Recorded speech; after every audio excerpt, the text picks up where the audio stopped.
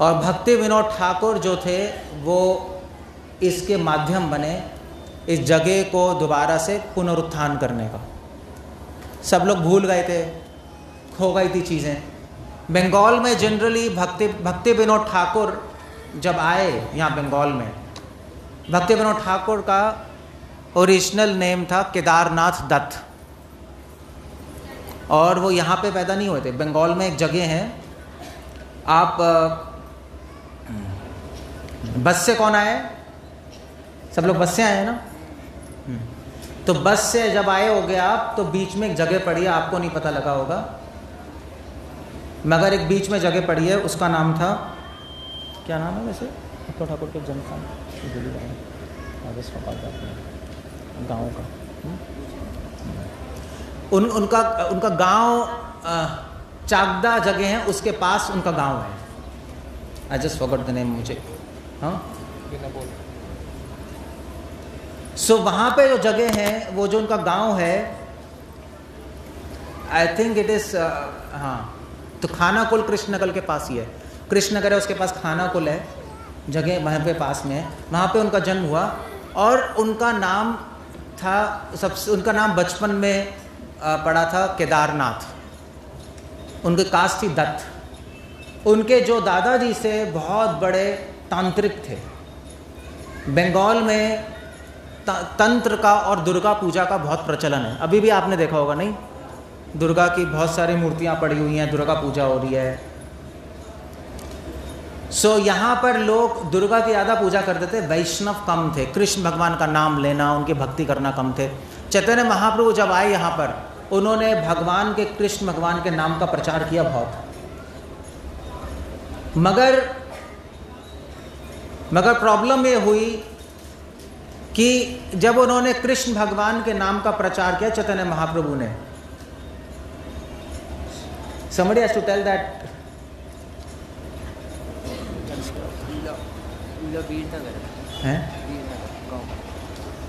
वीरनगर। ये गन्ने वाले को बोलोगे यार, अपनी गन्ने वाली कहीं और लगा ले, अपनी घंटियां हटा ले, वरना कोई गन्ने का जूस नहीं लेगा इनसे।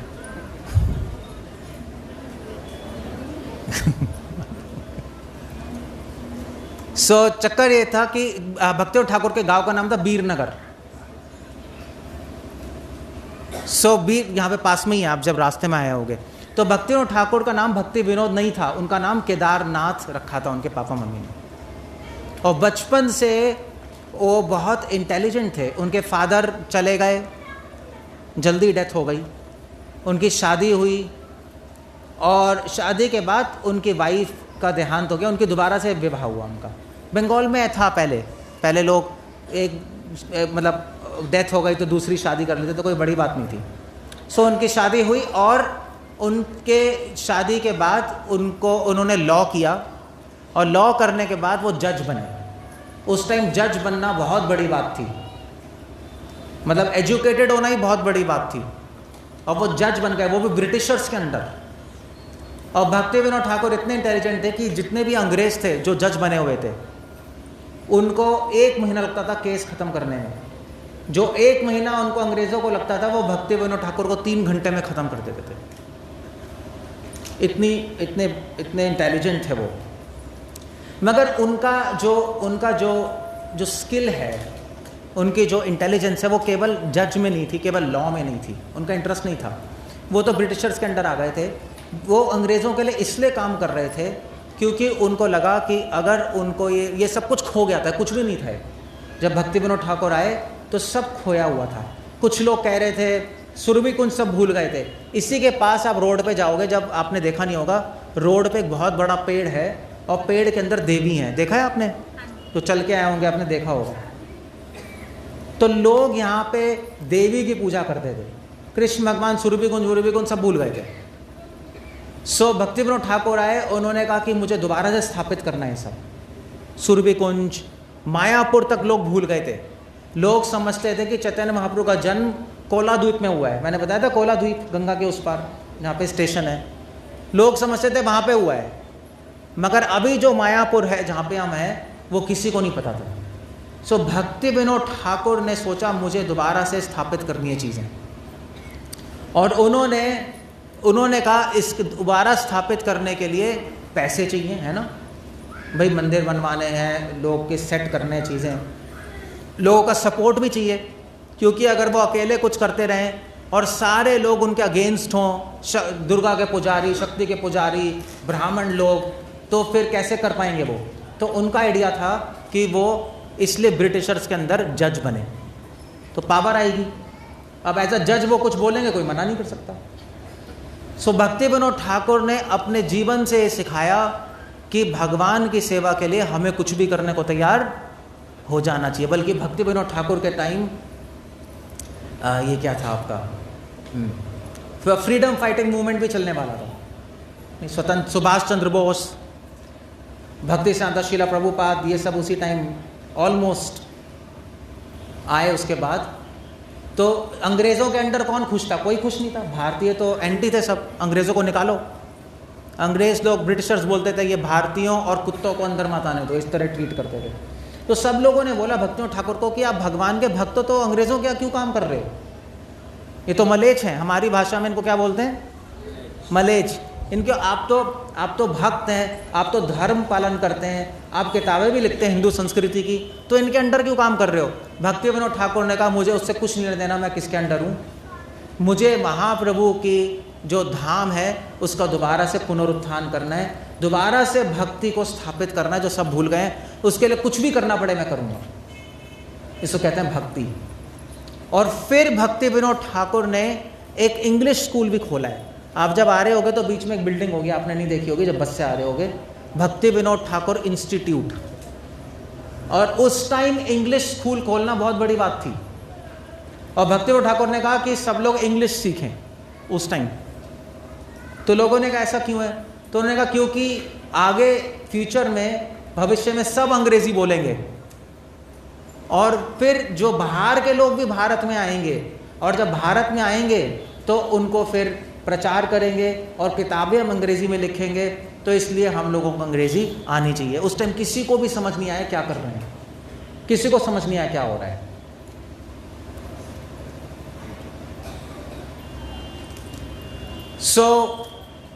कुछ भी समझ नहीं आ रहा था किसी को। भक्ति विनोद ठाकुर क्यों जज में हैं, क्यों ब्रिटिशर्स के साथ हैं, क्यों ऐसे पुलिस रखी हुई थी भक्ति विनोद ठाकुर ने अपने यहाँ। ये जो अभी जब आए रास्ते से, तो बीच में उस तरफ एक घर, मंदिर दिखाई दिया होगा आपको, देखा था? ऑटो में आ रहे थे, बिल्कुल पास में। अभी हम जाएंगे इसके बाद, वो उनका घर था।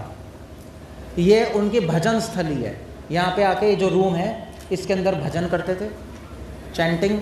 और उनका घर वहाँ पे था जहाँ पे अंग्रेज़ लोग, गार्ड्स मिलने आते थे।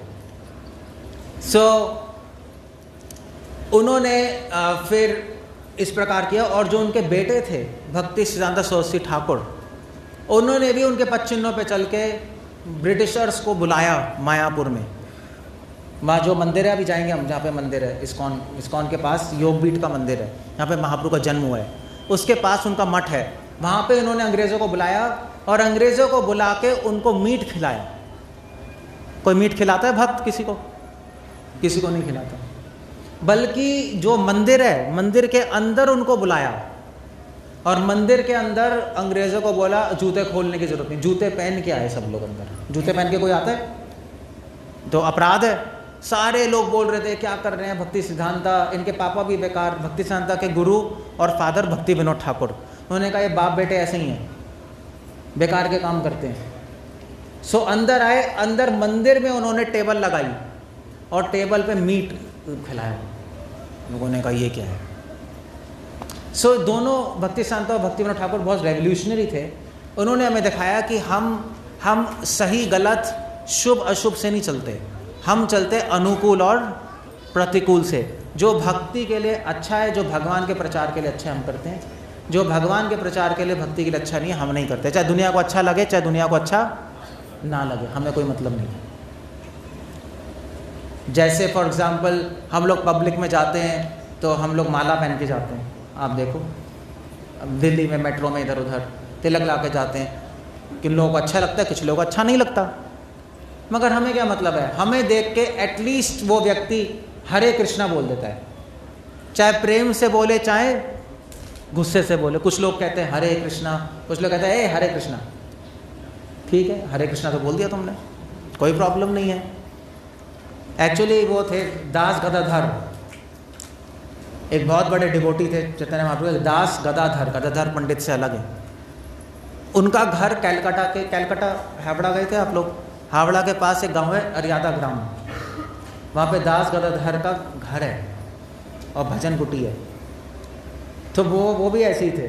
तो वो रात को 2 बजे, जो वहाँ का मुस्लिम लीडर था, मैंने बताया था ना मुस्लिम लीडर थे, चांद काजी था, तो यहाँ के भी मुस्लिम लीडर थे अलग अलग, तो उसके घर गए 2 बजे और उन्होंने बोला ए बाहर निकल, हरे कृष्णा बोल तू। 2 बजे चले गए।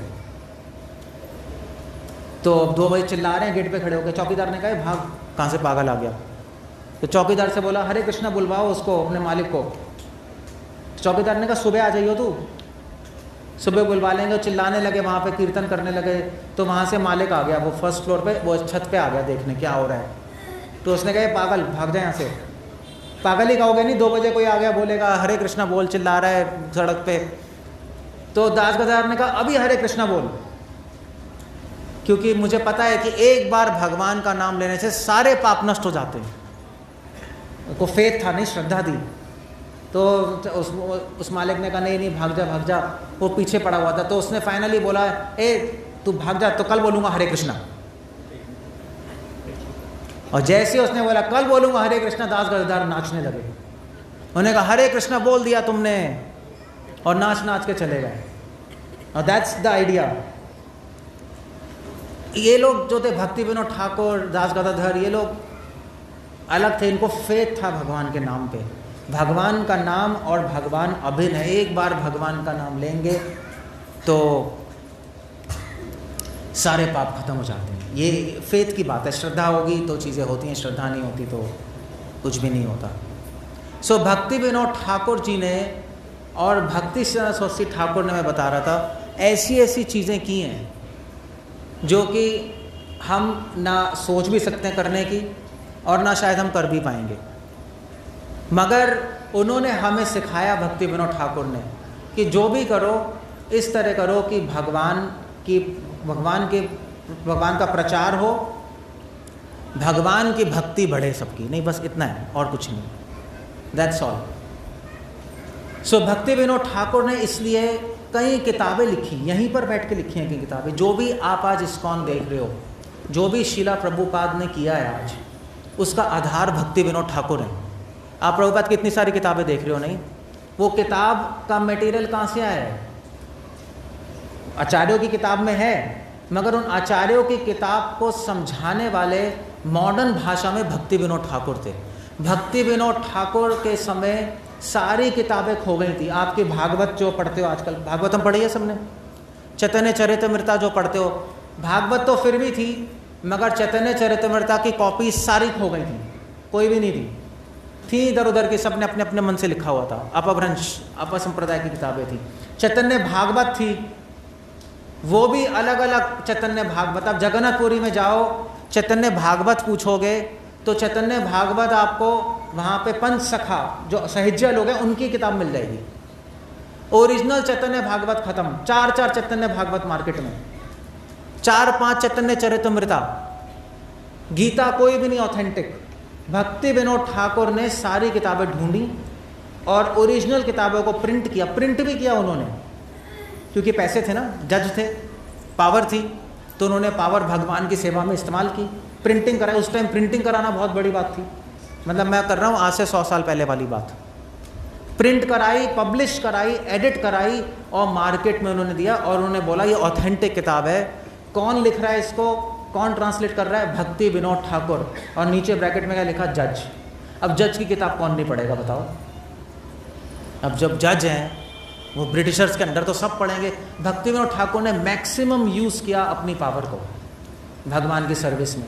भक्ति विनोद ठाकुर ने यहाँ पे बैठ के, यहाँ पे भक्ति विनोद ठाकुर बैठ के रोज़ 64 माला करते थे, 64 राउंड्स। 64 राउंड्स पता है ना आपको? 16 माला करने में आपको कम से कम 2.5-3 घंटे लगेंगे। 64 माला करने में 16 × 4 कितने? 2.5-3 घंटे कितने लग जाएंगे? या 8 से 10 घंटे, थोड़ी स्पीड बढ़ जाती है, 10 घंटे लगेंगे।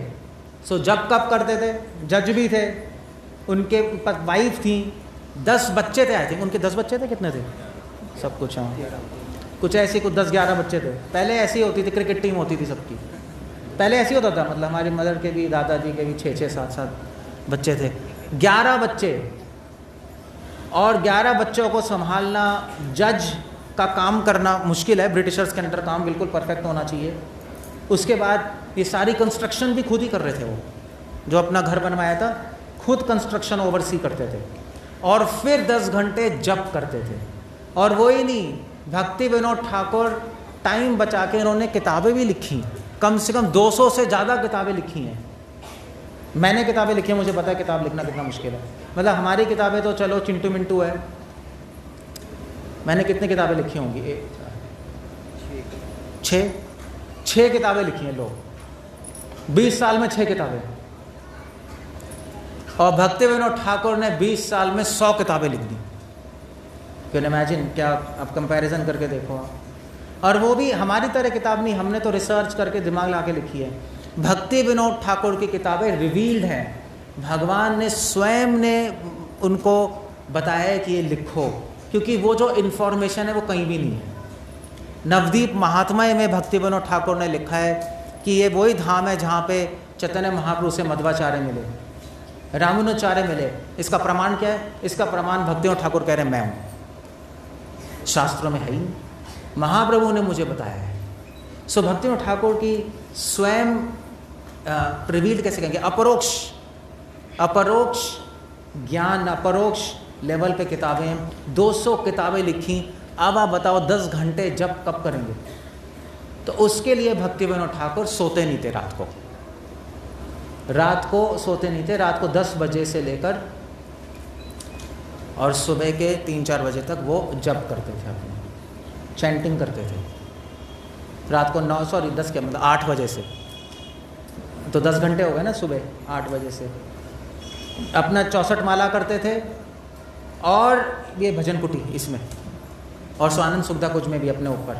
और फिर उसके बाद अर्ली मॉर्निंग किताबें लिखते थे, और फिर उसके बाद अपने कोर्ट जाते थे। कोर्ट कृष्णा नगर में है, यहाँ से कम आधे घंटे पौन घंटे की दूरी पे है।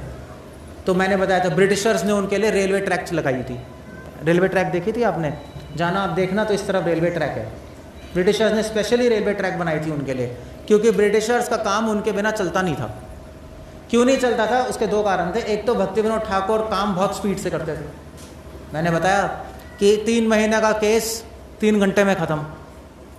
और दूसरी बात थी कि भक्ति विनोद ठाकुर ब्रिटिशर्स और इंडियन कम्युनिटी के बीच में एक लिंक थे, क्योंकि जो ब्रिटिशर्स हैं उनको हिंदू संस्कृति के बारे में कुछ नहीं पता, हिंदुओं को उनके बारे में कुछ नहीं पता।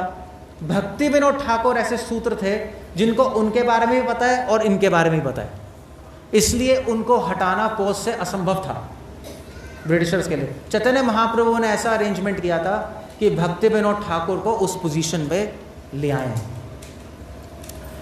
सो भक्ति विनोद ठाकुर ने इस तरह से, उनका शेड्यूल था, पूरे दिन कोर्ट में रहते थे, फिर आके भक्ति विनोद ठाकुर अपना 10 मिनट में खाना खाते थे। इस गेट से जब भक्ति विनोद ठाकुर निकलते थे, यहाँ से भजन करके जब निकलते थे, तो उस वक्त जैसे मान लीजिए सुबह भजन करके निकले 4 बजे फॉर एग्जांपल, तो लोग जैसे वो खड़े बाहर, आपको तो गन्ने वाला नहीं खड़ा, गन्ने वाला निकाल रहा है, गन्ना निकाल रहा है। तो जब भक्ति विनोद ठाकुर सुबह 4 बजे निकलते थे तो गन्ने वाला अपनी घड़ी सेट करता था कि 4 बज गए। और जब अपने घर से, जो वहाँ पे घर है स्वानंद सुखदा कुंज, जब वहाँ से जब निकलते थे अपने काम के लिए, तो लोग घड़ी सेट करते थे 8:30 बजे। Perfect discipline. भक्ति विनोद ठाकुर ने हमें सिखाया कि अनुशासन क्या होता है। जिसकी लाइफ में अनुशासन नहीं है, वहाँ पे भक्ति का विनोद नहीं है। भक्ति विनोद मतलब भक्ति का आनंद। सो भक्ति विनोद ठाकुर, इसलिए एक्चुअली ये कहना कम होगा कि हमारी पूरी परंपरा को भक्ति विनोद ठाकुर ने उठाया। हमारी गौड़िया वैष्णव परंपरा में 3 बहुत बड़े गैप्स आए। गैप मतलब समझते हो आप? एक कैसे कहेंगे, 3 बहुत बड़ा अंधेरा छाया, डार्क एजेस आई हैं, डिप आई है। सब महाप्रभु के बाद उनके जो शिष्य थे, रूपा, सनातन और गोपाल भट्ट, रघुनाथ भट्ट, जीवा गोस्वामी, इन्होंने बहुत सारी किताबें लिखी, प्रीचिंग की। इनके जाने के बाद एकदम से गौड़िया वैष्णव परंपरा नीचे चली गई, सब दोबारा भूलने लगे, सब लोग सब कंफ्यूज होने लगे। उसके बाद दोबारा से एक लहर आई जिसमें नरोत्तम दास ठाकुर आए, विश्वनाथ चक्रवर्ती ठाकुर आए, इन्होंने दोबारा से गौड़िया वैष्णव परंपरा को उठाया और प्रचार किया, बलदेव विद्याभूषण, ये 3 लोग। और फिर से हमारी जब ये चले गए, फिर से परंपरा नीचे चली गई, सब भूल गए, सब कुछ, समय सब कुछ नष्ट कर देता है। नहीं, कृष्णा खुद कह रहे हैं कैसे, कालो नष्ट, कि काल के प्रभाव से मैं, काल के रूप में मैं सब कुछ नष्ट कर देता हूँ। सो सब कुछ नष्ट हो गया। और फिर उसके बाद दोबारा से भक्ति विनोद ठाकुर आए, जिन्होंने ढूंढा सब कुछ। यहाँ पे कुछ भी नहीं था, पूरा जंगल था सब। अभी तो चलो हमें ये स्वानंद सुखदाकुंज, ये हरिहर क्षेत्र हम गए हैं, अभी नरसिंहपल्ली, सुवर्ण विहार, इतने सारे मंदिर बन गए। उस टाइम सब जंगल था, कुछ भी नहीं था, सिर्फ मच्छर थे यहाँ पर। आज से 20 साल पहले जब हम आते थे, यहाँ पे कुछ भी नहीं था, सिर्फ 2 ही चीज़ें थी, एक गौरंग महाप्रभु का नाम और दूसरा मच्छर, बस। और दोनों लिंक्ड थे, लिंक समझते हो, दोनों एक दूसरे से अटैच थे, क्योंकि जब मच्छर इतने मोटे होते थे, अब तो मच्छर छोटे हो गए, खाने को नहीं मिलता शायद, उस टाइम इतने मोटे थे क्योंकि सब मायापुर में सब झोपड़ियाँ बनी थी, ऐसे ही रहते थे हम लोग। तो जब मच्छर काटता था तो हम लोग मॉस्किटो नेट में सोते, मॉस्किटो नेट पता है, मच्छरदानी में, तो मच्छरदानी में पूरे स्पीड से छेद करते अंदर आते थे, मैं मजाक नहीं कर रहा मैं, और सीधा काटते थे। और जब काटते थे तो मुंह से क्या निकलता था, गौरंगा। सो मच्छर और गौरंग महाप्रभु का बहुत मिलन था यहाँ पर, मैं मजाक नहीं कर रहा। यहाँ तो फिर भी मच्छर कम थे। कलकत्ता के पास एक जगह है, कौन सी जगह है, चक्रतीर्थ, कोई गए चक्रतीर्थ? किसी को नहीं। चक्रतीर्थ आपको पता है, एक तो कलकत्ता का सबसे बड़ा पोर्ट है डायमंड हार्बर, सुना है ना, उसके पास चक्रतीर्थ है। वहाँ के मच्छर ऐसे हैं कि अगर आपको काटेंगे आप 6 फीट ऊपर उछल जाओगे। मैं मजाक नहीं कर रहा। हम लोग बैठे थे, हम लोग जब कर रहे थे, हमारे डिवोटी थे, उन डिवोटी मैं आराम से हरे कृष्णा कर रहा था, वो भी कर रहे थे, तो एकदम से वो 6 फीट ऊपर उछले, हरे कृष्णा क्या गिर गए। मैंने कहा क्या हुआ, कहते मच्छर मच्छर है। तो मैंने बिलीव नहीं किया उन पर, मैंने कहा कैसे उड़ना होता है। फिर हम आरती में खड़े हुए, तो आरती में वो गौर आरती जो चल रही है, पता नहीं जो आरती कर रही थी उसको तो कुछ नहीं हो रहा था, उसने कुछ लगाया होगा ओडोमस, वो पता नहीं, आदत होगी उसको। हम लोग आरती में खड़े थे, मच्छर काट रहे हैं, वो 5 फीट उछल रहा है, वो 6 फीट उछल रहा है। मुझे लगा पता नहीं इनको एक्सटेसी आ गई कीर्तन में, पता नहीं क्या हो गया, इतने खुश हो गए। फिर मुझे भी काटना शुरू कर दिया, फिर हम लोग नाचना शुरू कर दिया हमने। मैं कभी नाचता नहीं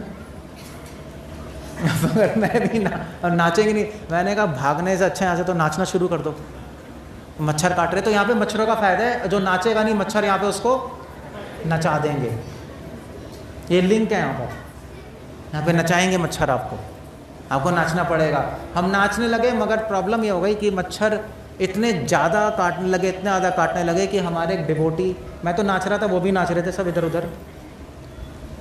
सो हमारे जो एक डिवोटी, मैंने पीछे मुड़ के देखा, हमारे एक डिवोटी मॉस्को नेट मच्छरदानी लगा के उसके अंदर बैठे हुए हैं उसके अंदर नाच रहे हैं। तो मैंने कहा प्रभु जी क्या हो गया, कहते मच्छर। तो फिर धीरे धीरे करके 4-5 लोग थे हम, एक बार फिर उसने मॉस्को नेट लगाया, उसने कहा, हम पाँचों के पाँचों मच्छरदानी में बैठ के गौर आरती अटेंड कर रहे थे, इतने मच्छर हैं वहाँ। फिर हमें रात को रुकना था, हमने कहा भैया वापस चलो, रात को हम भागे वहाँ से। बट मज़े की बात यह है कि पॉइंट यहाँ पर यह मायापुर में गौर किशोरदास बाबा जी जो थे, भक्ति संत सरस्वती ठाकुर के गुरु, गौर किशोरदास बाबा जी थे, गौर किशोरदास बाबा जी के प्रैक्टिकली शिक्षा गुरु भक्ति विनोद ठाकुर, ऐसे परंपरा है। गौर किशोर दास बाबा जी यहाँ पे भजन करने आते थे। आप जब जाओगे ना घर, अभी जो घर पड़ेगा स्वानंद सुखदा कुंज, मैं बताऊँगा, वहाँ पे उनकी कुटिया भी है, वहाँ पे भजन करने आते थे। गौर किशोर दास बाबा जी कहते थे कि मायापुर धाम में जितने भी पेड़ हैं, जितने भी मच्छर हैं, सारे जो जीव जंतु हैं, सब डिवोटी हैं, सबके सब डिवोटी हैं, और खुद भक्ति करते हैं और दूसरों से भक्ति करवाते हैं। इसलिए यहाँ पे जब मच्छर काटें तो आपको क्या सोचना चाहिए कि वो भक्त हैं और आपसे क्या क्या करवाना चाहते हैं, क्या बुलवाना चाहते हैं, गौरंगा। आप गौरंगा बोलोगे तो छोड़ देंगे, अदरवाइज काटते रहेंगे। That's whole idea there. But anyway point ये कि भक्ति विनोद ठाकुर जो थे, उन्होंने क्या किया है, उन्होंने हमारी परंपरा को दोबारा से बचाया है। जब सब कुछ खो गया, उन्होंने दोबारा से उद्धार किया है। सारी किताबें उन्होंने ढूंढी, सारी किताबें उन्होंने लिखी। उन्होंने एक किताब लिखी है जैव धर्म, और उससे भी ज़्यादा एक और किताब लिखी है जो इम्पोर्टेंट है, चैतन्य शिक्षामृत। और उन्होंने एक किताब लिखी है चैतन्य शिक्षामृत, जो कि उन्होंने लिखकर अमेरिका भेजी, और अमेरिका की यूनिवर्सिटी में, अमेरिका में तो नहीं गई वो, अमेरिका से कनाडा में चली गई। कनाडा की यूनिवर्सिटी में वहाँ पे रखी गई किताब। उन्होंने किताब लिख के उन्होंने कहा, भेजा, और उन्होंने कहा कि जो किताब है ये मैं लिखकर बाहर के देशों में भेज रहा हूँ, कि जिससे बाहर के देश भी चैतन्य महाप्रभु के सिद्धांत को समझ पाएँ। भक्ति विनोद ठाकुर ने अनाउंस किया कि इस भारत देश में कई ऋषि मुनि आए हैं, कई सिद्धांतवादी आए हैं, मगर सबसे बड़ा फिलॉसफर, सबसे बड़े सिद्धांत किसने दिया है, चैतन्य महाप्रभु ने। मगर दुर्भाग्यवश कोई समझ नहीं पाया। चैतन्य महाप्रभु के आंदोलन को लोग समझते थे बस हरे कृष्णा। चैतन्य महाप्रभु के आंदोलन को लोग यहाँ बंगाल में भक्ति विनोद ठाकुर से पहले समझते थे चैतन्य महाप्रभु कौन है, चैतन्य महाप्रभु कौन है, भजो गौर ने कैसे, भजो निताय गौर राधे श्याम, हरे कृष्णा हरे राम, ऐसे बोलते हैं, बंगाली बोलते हैं। भजो गौर, मैं तो बोल रहा हूँ, भजो गौर निताय राधे श्याम, हरि कृष्ण हरि राम, बस ये महाप्रभु का मूवमेंट है। नाचो गाओ प्रसाद लो, ये मूवमेंट उस टाइम बन गया था ऐसा। किसी को कोई परवाह नहीं थी महाप्रभु बोल के क्या गए हैं, सिखा के क्या गए हैं, क्या सिद्धांत दे के गए हैं। सिद्धांत भी जो लोग बता रहे थे गलत बता रहे थे, उल्टा पुल्टा सिद्धांत बता रहे थे। और इतना ज़्यादा खराब हो गई सिचुएशन कि बहुत सारे लोगों ने अपना अपना गुट बना लिया और अपने अपने गुट का नाम भी दे दिया, और उन्होंने कहा हमारे पास आओ हम बताएंगे महाप्रभु कौन है। किसी ने कहा हमारे पास आओ हम बताएंगे महाप्रभु कौन है। किसी ने कहा हमारा नाम बाउल है, किसी ने कहा हमारा नाम चाउल है, किसी ने कहा हमारा नाम आउल है। ऐसे नाम थे, मैं मजाक नहीं कर रहा। और बाउल वालों ने कहा हमारे पास हम बताएंगे महाप्रभु कौन है। तो उन्होंने कहा भाई कौन है भाई, तो बाउल ने कहा हमारा, बाउल का मतलब बंगाली में होता है पागल। तो उन्होंने कहा महाप्रभु बस कहते हैं हरे कृष्णा बोलो और पागल हो जाओ, नाचो। और जो आउल वाले हैं, आउल वाले उन्होंने बोला हमारे पास हम बताएंगे। चैतन्य महाप्रभु ने कहा है कि अल्टीमेटली अपना मन शून्य कर लो, हरे कृष्णा बोलो और शून्य में चले जाओ। और उन्होंने कोट भी किया, शून्यायतम जगत सर्वम, बुद्धिज्म और वैष्णविज्म मिक्स था। और फिर चाउल वाले, और चाउल तो मैं नाम ले रहा हूँ बट ऐसे बहुत सारे थे, गौरांग, नागरी, नेड़ा नेड़ी। उन्होंने कहा हमारे पास आओ। तो उन्होंने कहा भी महाप्रभु ने क्या सिखाया है, महाप्रभु ने सिखाया है कि कृष्ण की पूजा करो, राधा की पूजा करो। और कृष्ण कौन है, कृष्ण महादेव है। राधा कौन है, राधा परम शक्ति है। और शक्ति और महादेव का जब संगम होता है तो कुंडलिनी जागृत होती है। ये चैतन्य महाप्रभु की शिक्षा है। सब बकवास खिचड़ी पका रखी थी। जो ऐसे कई लोग थे, नेड़ा नेड़ी वाले थे, उनसे पूछा, उन्होंने कहा हमारे पास हम सिखाते हैं महाप्रभु कौन है। महाप्रभु कौन है, पहले गंजे हो, सीरियसली नेड़ा नेड़ी गंजे हो। और फिर उसके बाद चैतन्य महाप्रभु बुद्ध में कोई अंतर नहीं है, ध्यान लगाओ। ऐसे बेकार के लोग थे। भक्ति विनोद ठाकुर ने सारे गांव में ट्रैवल किया, नवद्वीप में जज तो थे ही, जज थे, कौन रोकेगा उनको? नहीं, कैसे कोई रोक लेगा? जज ही हैं, कोई मना नहीं कर सकता। कहीं गार्ड्स हैं, अंग्रेज़ों के साथ हैं। सारे गांव में ट्रैवल किया और अपने पुत्र विमल प्रसाद भक्ति चंद्र सरस्वती ठाकुर को लेकर उनको भी सिखा रहे थे प्रचार क्या होता है। कि ट्रैवल किया, रिसर्च की, सबसे बात की, सबका नोट किया क्या क्या सिखा रहे हैं, और एक किताब पब्लिश कर दी। और उन्होंने किताब पब्लिश करके बताया कि ये लोग अपने गुट बना के बैठे। तो उन्होंने कम से कम 13 गुट आइडेंटिफाई किए, 13 गुट आइडेंटिफाई किए जो कि बकवास कर रहे थे। उन्होंने किताब ही छाप दी कि ये लोग पागल हैं और बांटने लगे सबको। अब कौन क्या बोलेगा? नहीं, अगर वो जज नहीं होते तो मार देते उनको, मार ही देते। नहीं, आप किसी के अगेंस्ट बोलोगे मार देंगे। पब्लिश ही कर दी, किताब बांट रहे हैं। उन्होंने कहा ठीक है हम बांट रहे हैं, कर लो जो करना है। टोटा बोले, टोटा गोपी टोटा जो है एक बहुत बड़े बाबा जी थे, तो उनके साथ मिलकर उन्होंने रिसर्च की और 13 अपसंप्रदाय ढूंढी, उन्होंने लिखा और उन्होंने कहा मैं बताऊंगा चैतन्य महाप्रभु क्या कह रहे हैं असली में, ये सब बकवास की बातें हैं। तो उन्होंने ये 2 किताबें लिखी हैं जो कि सबसे इंपॉर्टेंट उनकी किताब। अगर आपको पढ़ना है भक्तियों ठाकुर की किताबें, 2 किताबें ज़रूर पढ़ लेनी चाहिए। पहले प्रभुपाद की किताबें पढ़ लो आप, मगर ये 2 किताबें जैव धर्म और चैतन्य शिक्षामृत। जैव धर्म में भक्ति विनोद ठाकुर ने इस जितना भी सिद्धांत है सब लिख दिया, A to Z, कुछ भी नहीं छोड़ा है, A to Z। उन्होंने भक्ति विनोद ठाकुर ने किताब शुरू की है आदिवासी तो चलो आजकल नहीं बोल सकते, उन्होंने किताब शुरू की है कैसे कहेंगे, अनसिविलाइज्ड लोगों से। अनसिविलाइज्ड कैसे कहेंगे? असभ्य लोगों से उनकी चर्चा किया। भक्ति ठाकुर ने शुरुआत की है किताब में कि असभ्यता क्या होती है, फिर सभ्यता क्या होती है, फिर ब्राह्मण क्या होता है, फिर वैष्णव क्या होता है, फिर महावैष्णव कौन है, फिर उसके बाद महावैष्णव क्या, चैतन्य महाप्रभु के पार्षद कौन है, और चैतन्य महाप्रभु के पार्षद के बाद गोपियाँ कौन है, जो हमारा जीवन का लक्ष्य है। जैव धर्म लिखने के लिए भक्ति विनोद ठाकुर को कम से कम 2-3 महीने लगे। वैसे तो 1 साल लग गया था, मगर 2-3 महीने उनके सर में दर्द होता था किताब लिखने के लिए, इतना सोचना पड़ता था उनको। सो इसलिए जितने भी गौड़िया मठ में जितने भी भक्ति ठाकुर को जानते हैं ये किताब ज़रूर पढ़ते हैं। दूसरी किताब जो हमारे लिए इम्पोर्टेंट है वो है चैतन्य शिक्षामृत। आपको इस्कॉन से मिल जाए तो ख़रीद लेना, अगर पढ़ सकते हो तो, हिंदी में ट्रांसलेट भी होगी। चैतन्य शिक्षामृत जो किताब है वो किताब इम्पॉर्टेंट इसलिए हम लोगों के लिए क्योंकि वो किताब जो है उसमें भक्ति ठाकुर ने वेस्ट और ईस्ट को कनेक्ट किया है, पाश्चात्य देश और भारत देश को जोड़ दिया उन्होंने उसमें वर्ण आश्रम की चर्चा की है जो प्रभुपाद अभी चाहते हैं इस्टेब्लिश करना। प्रभुपाद का जो आइडिया है वर्ण आश्रम हो, खेत हो, सिंपल लिविंग हो, वो सारा का सारा भक्ति ठाकुर से ही आ रहा है।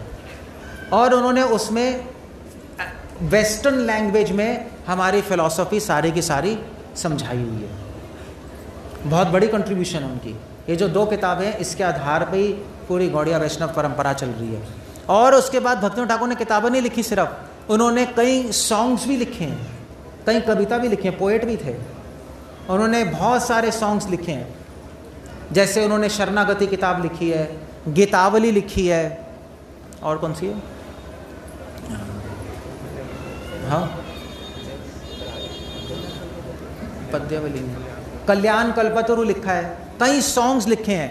उन सॉन्ग्स में उन्होंने सारे सिद्धांत लिख दिए। तो आज भी लोग बंगाल में भक्ति विनोद ठाकुर के भजन गाते हैं। वे किताबें कौन पढ़ता है, भजन तो गा ही लेते हैं। भजन गाने के चक्कर में सिद्धांत सीख लेते हैं। और फिर भक्ति विनोद ठाकुर ने किताब लिखी भजन रहस्य, जिन्होंने उसमें अष्टकालीय लीला का वर्णन किया है, जो कि बहुत हाई चीज़ें हैं, जो कि हम अभी ना समझ सकते हैं ना बात कर सकते हैं। मगर भक्ति विनोद ठाकुर ने कुछ छुपाया नहीं, that's the whole idea.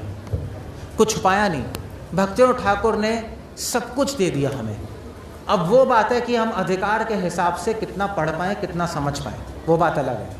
Of course हम पहले शिला प्रभुपाद की बुक पढ़ते हैं, फिर भक्ति सिद्धांता, फिर भक्ति विनोद ठाकुर। मगर हम क्योंकि उनकी जगह पे हैं इसलिए मैं उनकी बात कर रहा हूँ, उनकी किताबों के बारे में बात कर रहा हूँ, और आपको प्रेरित भी कर रहा हूँ कि उनकी बुक्स हम पढ़ के देखें उन्होंने क्या कंट्रीब्यूशन की है। भक्ति विनोद ठाकुर को हमारी परंपरा में तीर, जैसे तीर नहीं चलाते आप, तो तीर कमान होता है, तीर कमान होता है और तीर होता है। भक्ति विनोद ठाकुर हमारी गौड़िया वैष्णव संप्रदाय के तीर कमान है। बिना तीर कमान के तीर क्या करेगा, चलाओगे कैसे, सपोर्ट है। और भक्ति सिद्धांत सरस्वती ठाकुर हमारी संप्रदाय के तीर चलाने वाले हैं। चलाना भी तो पड़ेगा, किसी व्यक्ति को बल है जो, और वो तीर कौन है, वो तीर कौन है, शीला प्रभुपाद, जिनको उन्होंने चलाया और पूरे संसार में वो चला गया तीर, और पूरे संसार में एक गौड़िया वैष्णव परंपरा को उन्होंने, मतलब जो आप सोचो 500 साल पहले ये जो बंगाल में जो महाप्रभु आए, भक्ति विनोद ठाकुर ने प्रीचिंग की, एक छोटा सा बंगाली कल्चर है ना, बंगाल में बोलते थे हरे कृष्णा, बाहर के लोगों को क्या पता क्या क्या चल रहा है। प्रभुपाद ने पूरे संसार में सबको हरे कृष्णा करा दिया। सो ये 3 जने साथ में हम इनको, जैसे नरोत्तम दास ठाकुर, विश्वनाथ ठाकुर, बलदेव विद्याभूषण, 3 जने ऐसे ही, या जैसे फॉर एग्जांपल श्यामानंद पंडित, श्रीनिवासाचार्य और नरोत्तम दास ठाकुर, ऐसे ये 3 जने थे। भक्ति विनोद ठाकुर, भक्ति सिद्धांत, शीला प्रभुपाद। और शीला प्रभुपाद की किताबें अगर आपको सही मायने में समझनी है तो भक्ति विनोद ठाकुर की किताबें पढ़नी पड़ेंगी आपको, क्योंकि शीला प्रभुपाद की आंखों से हम भक्ति विनोद ठाकुर को देखते हैं और भक्ति विनोद ठाकुर की आंखों से हम शीला प्रभुपाद को देखते हैं, तब जाके हमें सब कुछ समझ आता है। ऑफ कोर्स आपको गाइडेंस में पढ़ना पड़ेगा, गाइडेंस में नहीं पढ़ोगे तो कुछ भी समझ नहीं आएगा, but that's the whole point. हमारा बहुत सौभाग्य कि हम यहाँ पर बैठे हैं आज। भक्ति विनोद ठाकुर ने यहाँ पे भजन किया है। भक्ति विनोद ठाकुर एक्चुअली इतने महान थे कि उनको कोई महान समझता नहीं था। बारिश हो रही है, इंटरेस्टिंग।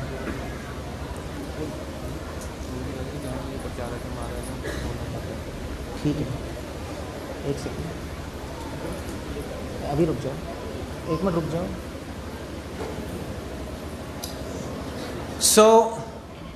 मैं क्या कह रहा था, भूल गया।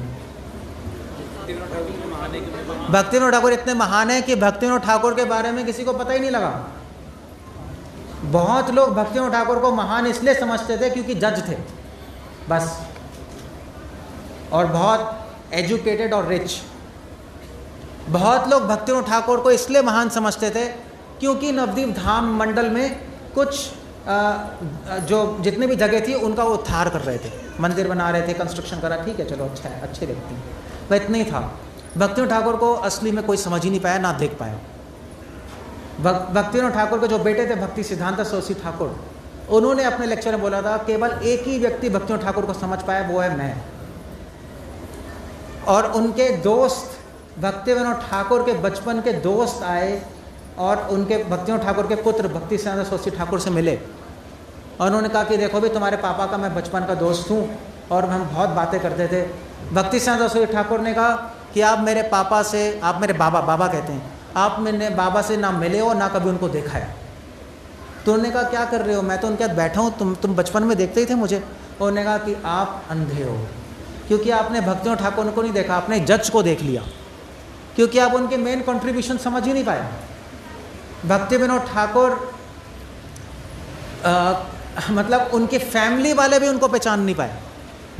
भक्ति विनोद ठाकुर ने पूरे जीवन यहाँ भजन किया। बारिश हो रही है, आप लोग अंदर चले जाओ सब लोग। बारिश, इंद्रदेव को बोलो रोक दे बारिश, कीर्तन करोगे रुक जाए। हरे कृष्णा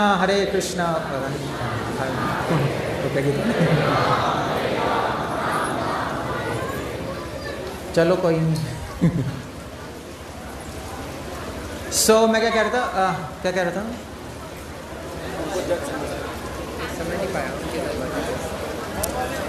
हाँ, भक्ति विनोद ठाकुर को ज़्यादा लोग पहचान नहीं पाए। भक्ति विनोद ठाकुर ने किताबें भी लिखी, जब वो थे तब ज़्यादा लोग पहचान नहीं पाए। भक्ति विनोद ठाकुर यहाँ पे थे और इतना ज़्यादा, इतने उनके फैमिली वाले भी समझ नहीं पाए वो कौन थे, उनकी वाइफ, उनके बच्चे। भक्ति विनोद ठाकुर अपने एंड टाइम में पूरे लाइफ यहाँ भजन की गोद रूम में, लोग भजन करने आते हैं बुढ़ापे में धाम में, है ना। वो जब बूढ़े हो गए तो यहाँ से चले गए कलकत्ता।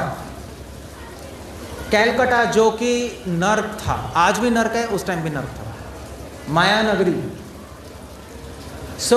लोगों ने पूछा यार लोग बुढ़ापे में आते हैं भजन करने यहाँ पर, आपने इतना अच्छा भजन कुटी बनाई है, अपना घर बनाया है, आप रिटायर होकर यहाँ पे आइए। उन्होंने कहा मैं कहाँ रहूँगा, मैं कैलकाटा में रहूँगा। कैलकाटा में क्यों गए, वो क्यों चले गए कैलकाटा में, वो धाम में क्यों नहीं आए? लोग बूढ़े होते हैं वृंदावन धाम जाते हैं, मायापुर धाम भी रहने आ रहे हैं, ठीक है, अच्छा है, नॉट बैड, बट वो कैलकाटा चले गए। कैलकाटा में उन्होंने अपना घर बनाया जिसको बोलते हैं भक्ति भवन, खुद बनवाया, और वहाँ पे उन्होंने अपना लीला को विराम किया, वहाँ पे भजन किया उन्होंने। तो लोगों ने पूछा अब यहाँ पे क्यों भजन कर रहे हैं, अब धाम में क्यों नहीं कर रहे? भक्ति विनोद ठाकुर ने बोला उसके दो कारण हैं। एक कारण है कि अगर मैं धाम में भजन करूँगा और धाम में मैं भी लीला विराम करूँगा तो लोग मुझे महान संत समझेंगे, जो मैं नहीं चाहता। जो महान भक्त होते हैं वो ना जीते हुए मान स्वीकार करते हैं और ना जाने के बाद वो ऐसा कुछ करते हैं कि उनकी प्रशंसा सब करते रहें, ऐसा नहीं करते वो लोग। जैसे फॉर एग्ज़ाम्पल एक बहुत बड़े भक्त थे, कौन थे, बंसीदास बाबा जी। उन्होंने पूरे जीवन भजन किया नवदीप मायापुर में, मगर अंत समय वो छोड़ के अपने घर चले गए बांग्लादेश। तो उन लोगों ने कहा यार ये क्या, आपने पूरे जीवन यहाँ भजन किया, आप अपने घर बांग्लादेश चले गए। और बांग्लादेश में घर में जाकर उन्होंने अपने घर के चारों तरफ मछली बिछा दी और बीड़ी बिछा दी। नहीं, बंसीदास बाबा जी आए थे और सब तो यहीं थे। तो बीड़ी बिछाई और मछली बिछाई, तो लोगों कहने लगे देखा ढोंगी। लोगों ने ये कहा नहीं, पूरे जीवन भजन की, वहाँ पे साधु बन के देखा, अंत समय में दिमाग आ गया ना ठिकाने पे और घर आ गया आसक्ति के वश, और अब बीड़ी पी रहा है और मछली खा रहा है। पूरे जीवन खाता था, छुपा के रखा था, अब पता लग गया, इन्हें कहा ढोंगी है। तो उनके जो अनुयायी, उन्होंने कहा बाबा जी आप ऐसा क्यों कर रहे हैं, लोग आपको ऐसा कह रहे हैं। उन्होंने कहा बहुत अच्छा है, मुझे मान नहीं मिलना चाहिए, अमान है ना मान देना, भगवान को मान मिलना चाहिए। ऐसा ना हो मेरे जाने के बाद लोग मेरी प्रशंसा करें और मेरी समाधि बनाकर फिर उसके पैसे कमाएं, ऐसे लोग करते थे। नहीं, तो मैं नहीं चाहता ऐसा, वहाँ चले गए। ऐसे ही भक्ति विनोद ठाकुर भी ये जगह छोड़ के कलकत्ता गए। उन्होंने कहा मैं नहीं चाहता कि लोग मुझे संत समझे, लोग मेरे को बाहर से देख के संत ना समझे, मेरे काम को देख के संत समझे। साधु क्या है, बाहर से देख के तो ड्रेस कर, जैसे मैं लेक्चर दे रहा हूँ, मैंने ड्रेस पहनी है, आप समझ रहे हो मैं महान हूँ। वेल, अब आप जो भी सोच रहे हो, मगर आप मुझे देख रहे हो, शायद मुझे देख भी नहीं रहे, क्योंकि मेरी पहचान ये ड्रेस नहीं है, मेरा नाम नहीं है। हमारी साधुओं की पहचान होती है उनके शब्दों से, उनके काम से। सो वैसे भी आप मुझे देख रहे हो, आप मुझे देख ही नहीं रहे, और ना मैं आपको देख रहा हूँ, ये तो सत्य है। क्योंकि आप मुझे इसलिए नहीं देख रहे क्योंकि जो अपने आप को नहीं देख सकता वो दूसरों को क्या देखेगा। आपको यही नहीं पता आप कौन हो, तो आपको कैसे पता लगेगा मैं कौन हूँ। आप मुझे आदर थोड़े ना दे रहे हो, आप तो इस ड्रेस को आदर दे रहे हो, है ना, और इस शरीर को आदर दे रहे हो, और इस नाम को आदर दे रहे हो, केशव आनंद। मगर मुझे आदर नहीं दे रहे, क्यों? क्योंकि मुझे खुद भी नहीं पता मैं कौन हूँ। तो आपको कैसे पता लगेगा, किसी को कुछ नहीं पता। भक्ति विनोद ठाकुर को इसलिए भक्ति विनोद ठाकुर ने कहा कोई नहीं पहचान पाया। भक्ति विनोद ठाकुर को भक्ति सिद्धांत ही पहचान पाया, और उन्होंने 5 साल की उम्र में पहचान लिया था उनको, जब छोटे बच्चे थे। यहीं पे हुआ था आई थिंक, स्वानंद सुविधा कुंज में। कुछ ब्रिटिशर्स कुछ एक्चुअली कौन मिलने आया था उनसे, उनके गुरु विपिन बिहारी गोस्वामी, वो मिलने आए। विपिन बिहारी गोस्वामी आई थिंक नित्यानंद परिवार से थे, हाँ, नित्यानंद परिवार से थे। विपिन बिहारी प्रभुपाद कहते हैं वहाँ पर, नित्यानंद परिवार में सबको प्रभुपाद ही कहते हैं। तो वो आए, तो उन्होंने, विपिन बिहारी गोस्वामी ने वहाँ पर उनको, भक्ति विनोद ठाकुर ने, उनके गुरु हैं, तो उन्होंने आशीर्वाद लिया उनसे। आशीर्वाद लिया, विपिन बिहारी गोस्वामी चेयर पर बैठे थे, जैसे मैं बैठा हूँ, भक्ति विनोद ठाकुर ने छुप के आशीर्वाद लिया। विपिन बिहारी गोस्वामी ने भक्ति विनोद ठाकुर के सर पे पैर रखा। विपिन बिहारी गोस्वामी देख पाए भक्ति विनोद ठाकुर को, देख पाए नहीं देख पाए, यस या नहीं, समझ ही नहीं पाया। उनको लगा ऑर्डिनरी जज है, मेरे शिष्य हैं, उनको कुछ नहीं पता लगा भक्ति विनोद ठाकुर कौन है। वहाँ पे भक्ति सिद्धांत सरस्वती ठाकुर खड़े हुए थे, छोटे बच्चे 5 साल के। भक्तियों ठाकुर आशीर्वाद लेके गए। वो छोटे बच्चा जो 5 साल का, विमल प्रसाद, उनका नाम विमल प्रसाद था, बच्चों ने, वो भागे भागे आए, बच्चा ही थे। उन्होंने कहा विपिन बिहारी सीधा कि तेरे औकात कैसे हुई भक्तियों ठाकुर के सर पे पैदा करने की। वो सोच रहे हैं छोटा बच्चा मुझे बोल रहा है ऐसा, भक्तियों ठाकुर का बेटा, तुम जानते नहीं कि ये कौन है। ये भगवान के पार्षद हैं। भक्ति विनोद ठाकुर कृष्ण लीला में मंजरी है। कौन सी मंजरी है भूल गया, आई थिंक कमला मंजरी है, कौन है भूल गया एग्जैक्टली। हाँ कमला मंजरी, अरे कमला मंजरी है। सो उन्होंने कहा तुम पहचान ही नहीं हुए कमला मंजरी। भक्ति ठाकुर को 5 साल की उम्र में पता है कि वो कमला मंजरी हैं। और फिर विपिन बिहारी गोस्वामी ने कंप्लेन की भक्ति ठाकुर को, तुम्हारा बेटा इतना बेकार है। उन्होंने माफ़ी मांगी, मगर बाद में भक्ति ठाकुर ने अपने सारे शिष्यों को बोला कि ये मुझे देख पाया है और मुझे कोई देख नहीं पाया। इसलिए अगर गुरु और वैष्णवों को देखना है तो उनकी वाणी से, उनके शब्दों से, उनके अनुभव और उनके काम से उनको देखा जाता है। तभी मैं आपको प्रवचन दे रहा हूँ। आप लोग यहाँ पर आए हो, आप एक बिल्डिंग देख रहे हो, सब है, सारी चीज़ें बहुत अच्छा है, मगर ये बिल्डिंग देख आपको पता नहीं लगेगा कि भक्ति ठाकुर है कौन।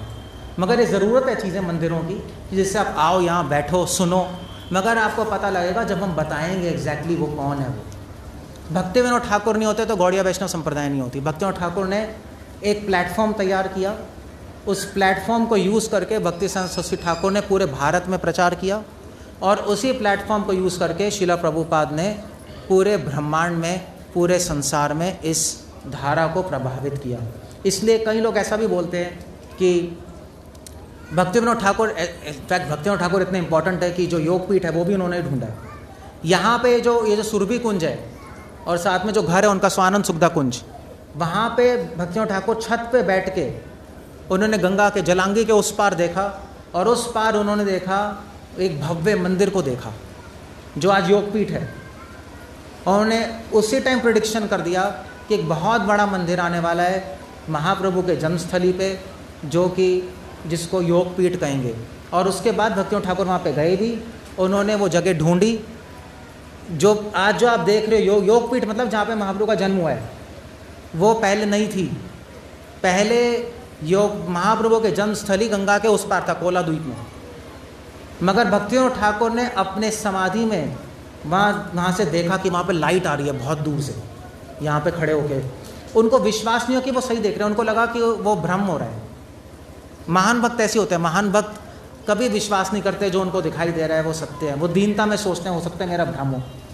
तो रात, फिर अगले दिन उन्होंने अपने नौकर को बुलाया और उन्होंने कहा कि मुझे दूर से लाइट दिखाई दे रही है गंगा के उस पार, जलांगी के उस पार, क्या तुम्हें भी दिखाई दे रही है? उसने कहा मुझे भी दिखाई दे रही है। तब उनको लगा कि ज़रूर कुछ होगा। वो अगले दिन गए, वहाँ पे गए तो वहाँ पे जंगल था जहाँ पे लाइट आ रही थी, और वहाँ पे केवल तुलसी उगती थी। और वहाँ पे तो आज भी आप जाओगे तो हम गए थे कल सीमंतपुर, तो सारे मुस्लिम एरिया था, पता है ना, देखा था सारा। तो वहाँ पे सारे मुस्लिम रहते थे।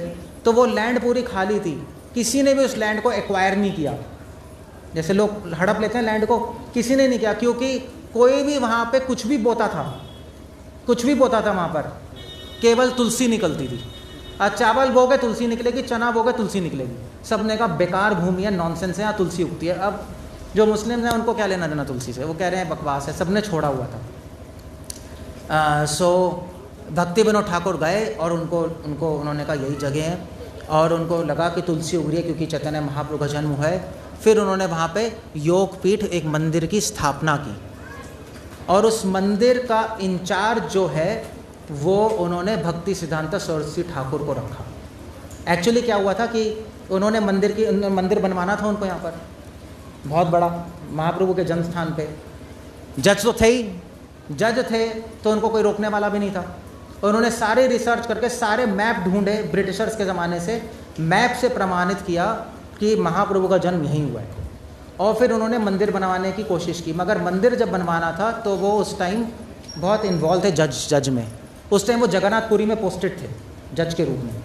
यहाँ पे उन्होंने अपने बेटे भक्ति सिद्धांत सरस्वती ठाकुर से बोला कि तुम बनवाओ। भक्ति सिद्धांत सरस्वती ठाकुर उस टाइम रुद्रद्वीप में बैठ के भजन कर रहे थे, 3 लाख नाम रोज़ जप कर रहे थे। उन्होंने 9 साल तक 3 लाख रोज़ नाम किया। 3 लाख नाम आप सोच भी नहीं सकते। अब 3 लाख नाम 3 दिन कर लोगे, मर जाओगे चौथे दिन। अब मरे पड़े में लोगे, वो पॉसिबल नहीं है। उन्होंने 9 साल किया और भक्तिविनोद ठाकुर ने भक्ति सिद्धांत को बोला कि देखो तो 3 लाख नाम कर रहे हो, मगर साथ साथ तुम योग पीठ बनवाओ, क्योंकि महाप्रभु की इच्छा है, उन्होंने मुझे यह आदेश दिया है। भक्ति सिद्धांत ठाकुर ने भक्तिविनोद ठाकुर को लेटर लिखा अपने गुरु को। आप सोच रहे हो, उन्होंने लिखा कि मैं इसमें इंटरेस्टेड नहीं हूँ। उन्होंने ये नहीं कहा हाँ मैं बनवाऊँगा, वो ऐसे नहीं थे। उनका संबंध अलग सा था अपने गुरु से, अपने फादर से। फादर नहीं कहते थे, वो कहते थे मेरे बाबा नहीं है, मेरे गुरु हैं।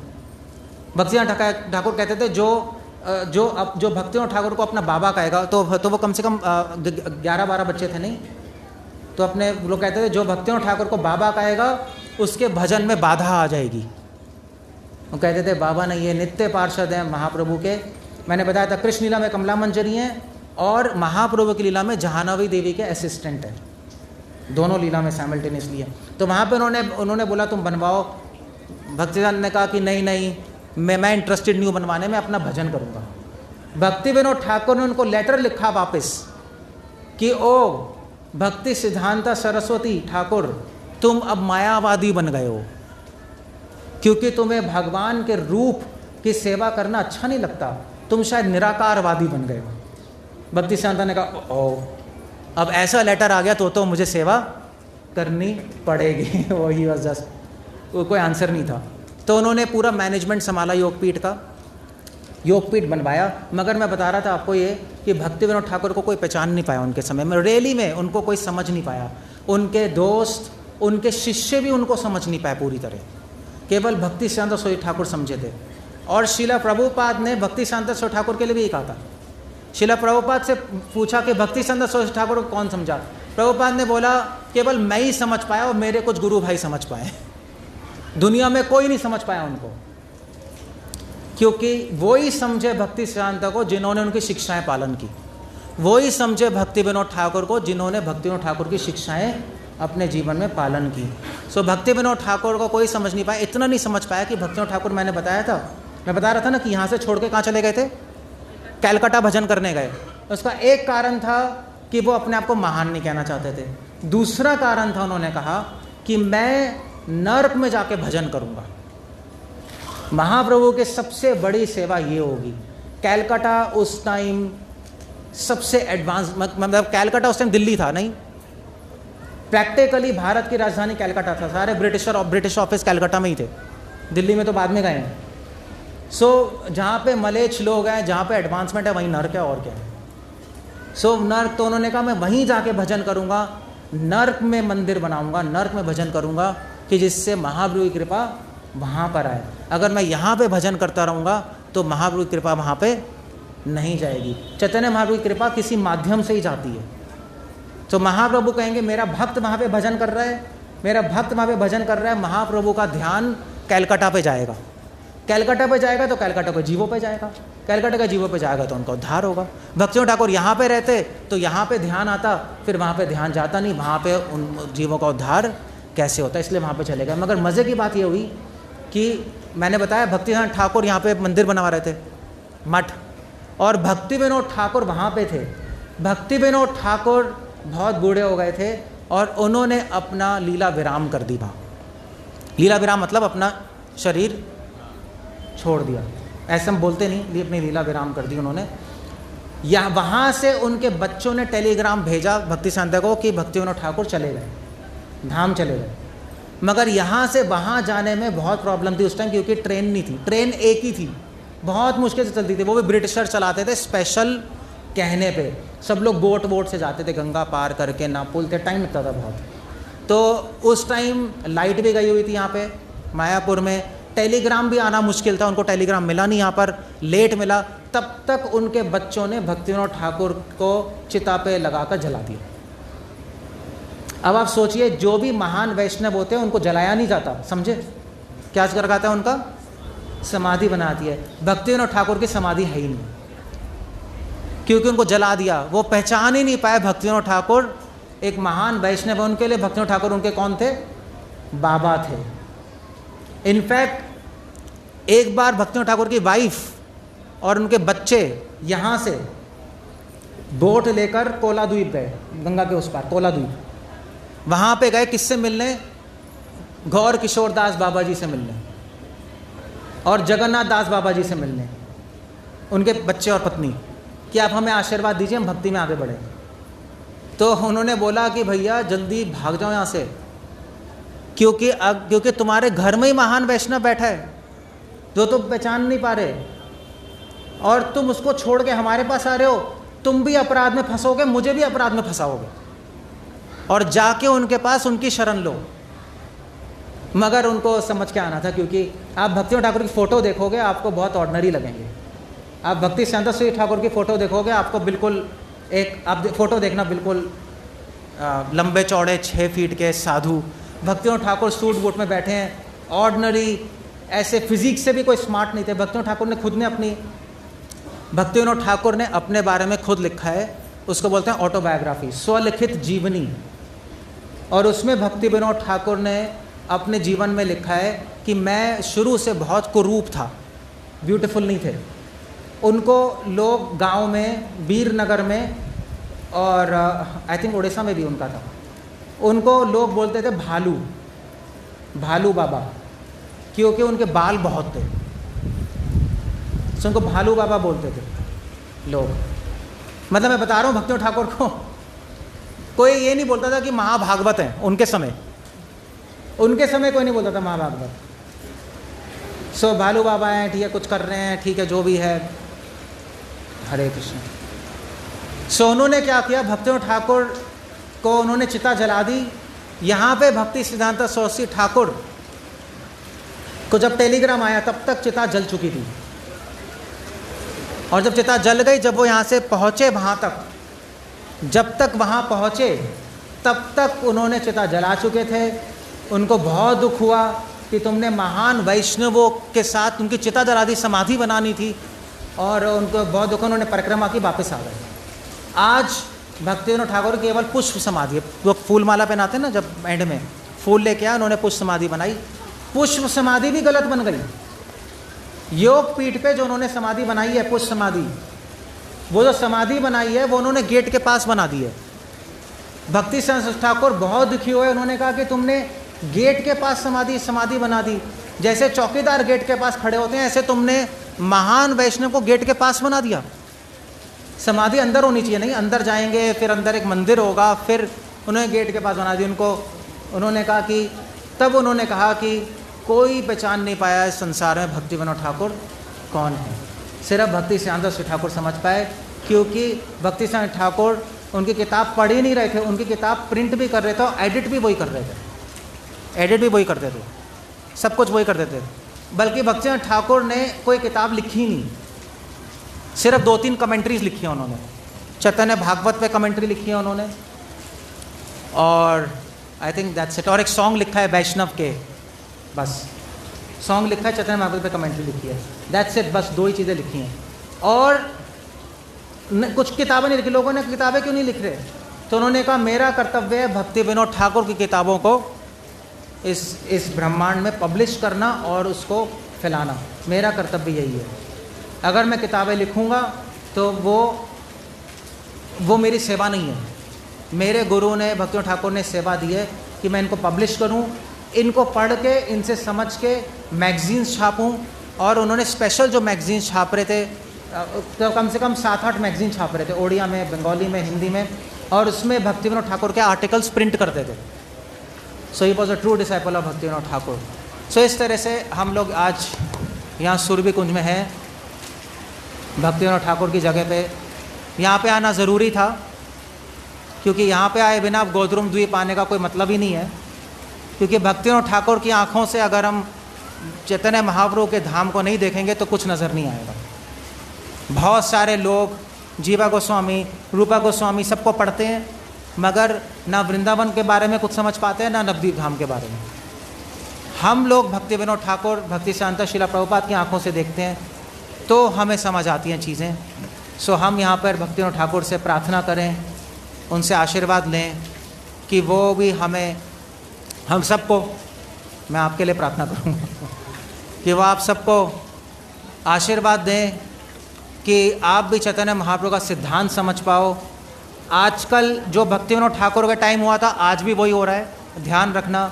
आज भी लोग हमारे भक्त जो हैं सिर्फ नाच रहे हैं, गा रहे हैं, प्रसाद ले रहे हैं, सिद्धांत पढ़ने का समझने का किसी के पास कोई टाइम नहीं है, ना कोई इंटरेस्टेड है।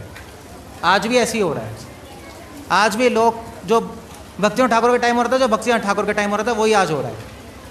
कई अच्छे डिवोटीज भी हैं, मगर बहुत सारे लोग केवल नाच गाना हो रहा है। अच्छा है, नाचो, कीर्तन करो, प्रसाद लो, प्रसाद होगा, मगर मेन चीज़ है उनकी शिक्षाओं को समझना, जो हम अभी समझ रहे हैं।